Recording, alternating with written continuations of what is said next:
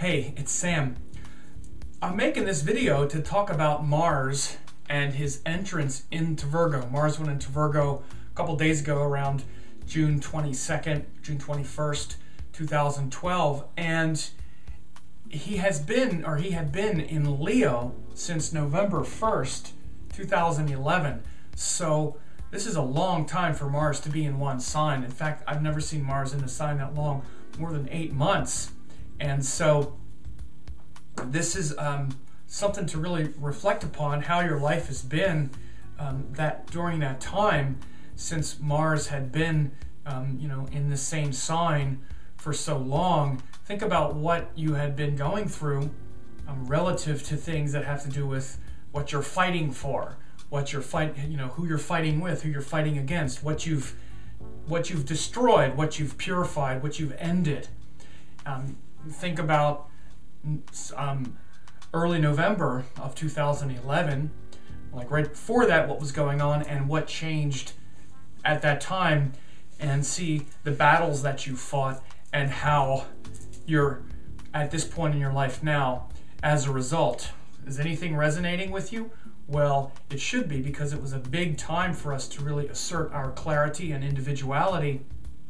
And now that Mars has moved from Leo into this place where we're actually defending things that are righteous and mighty and dignified and powerful, he's moved into Virgo, where now we have to organize and gather that information, or gather that sort of new paradigm and organize the details of it. Because Leo, where Mars was, is the sign of the king, of the seat of power. And having Mars in Leo that long, it's kind of like having the general on the throne. I kind of made the joke, it's sort of like a military dictatorship, because Mars is literally the military, which is the strength. Like the strength of a nation is its ability to defend itself, and also, if necessary, make war and win, which has to do with Mars. And Leo is the king, literally, who commands the army. At best, you have the sun as the king, and then Mars as the general of the army, who follows the king's marching orders, who also follows the advice and the counsel of the minister, who is Jupiter. So the sun, Mars, and Jupiter are the three, they're actually called kshatriyas, or warriors. The warrior caste, which is about power and maintaining dharma and righteousness based on guiding principles and truth. And so you have the king, who seeks the counsel of the minister, which is Jupiter, and then based on that they direct the army to defend the country. And so this is a kind of, not just to defend the country, but also within yourself as a person. The sun is the innate power you have, Jupiter is the wisdom that guides that power, and Mars is what keeps you strong and on track day to day. The general of your army makes sure that you are regimented, just like the general of the army makes sure that the troops are tough and they're strong and they're ready. And that's the way you need to be. We need to be disciplined, which is a matter of choosing what's right rather over what's easy. Mars and Venus have this kind of relationship where Mars is oriented toward what's right, Venus is oriented toward what makes us happy in the moment, which are often different things. So Mars gives us a discipline to do what we know is right, and what we know is right is what makes us strong. We know it's right to get up earlier, to meditate, to eat the right amount of food, to stay, because these things keep us strong. Venus, part of us, wants to sleep a little longer, wants to enjoy life a little more, wants to indulge at times. So Mars is what we can do to make ourselves strong, and those things literally that we have to destroy in order to be strong. Make no mistake, part of life is destruction. We have to destroy all the time. If we want to, grow flowers, which is a Venus thing, we need to destroy weeds, which is a Mars thing. We can't just go out into the ground and say, oh, I'm going to grow some nice flowers here, even though there's a bunch of weeds growing. Oh, I don't want to destroy the weeds. Well, if you want the flowers, you need to destroy the weeds. You need to put fertilizer in there. You need to fence off, which is actually more related to Saturn. But again, Mars is what gives us the capacity to go in and destroy what needs to be destroyed. That's making us weak. So Mars being in Leo for that amount of time, Mars was literally enthroned at the seat of power, destroying what was making us weak in our kingdom, making the kingdom weak.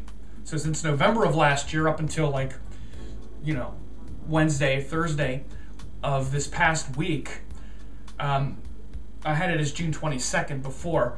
I think it was June 21st into June 22nd. Mars was in Leo. Now he's gone into Virgo. So after, the king has a lot of duties, and he has to manage and organize the kingdom. That's what Virgo is about. The king is Leo, and all the work, all the ministerial and secretarial and delegation and all the details is what Virgo is about. So now Mars is moving into that section of the zodiac, and will be now trying to organize that paradigm of power and things that we've just destroyed since last November.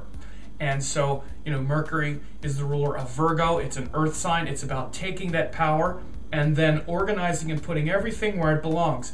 In the body, you can look at Leo as the stomach that digests the food and that feels full. When we eat the proper food, or after we eat a meal, we feel satisfied. The satisfaction. It's good to be the king. You're satisfied. You're like, okay. But then after you've, lived and you've, eaten your fill and you're, satisfied, what the body does after the food goes in the stomach is all the work of the digestive tract, the intestines, and all of the work of taking that food and moving everything where it is supposed to go. That's the work. That's basically what Virgo is like. Just like a kingdom takes in all this money and has all these resources, but then it has to delegate all of this, and all that energy has to get dispersed into the kingdom if the kingdom is to flourish. So this is the Virgo principle. Delegation, management, flexibility, being more flexible and less, inspirational. It's been a very inspired time. We've been very inspired to destroy the things that are making us weak based on principle. Much of the time when Mars was in Leo, Jupiter was aspecting, which gives a lot of guidance. But now we have Mars going into Virgo, and in fact, when Mars enters Virgo, it's going to get an aspect from Jupiter as well, because Jupiter is in Taurus. So we're seeing that Jupiter-Mars aspect right now here in June 23rd. Jupiter is aspecting Mars as he enters Virgo, which is good.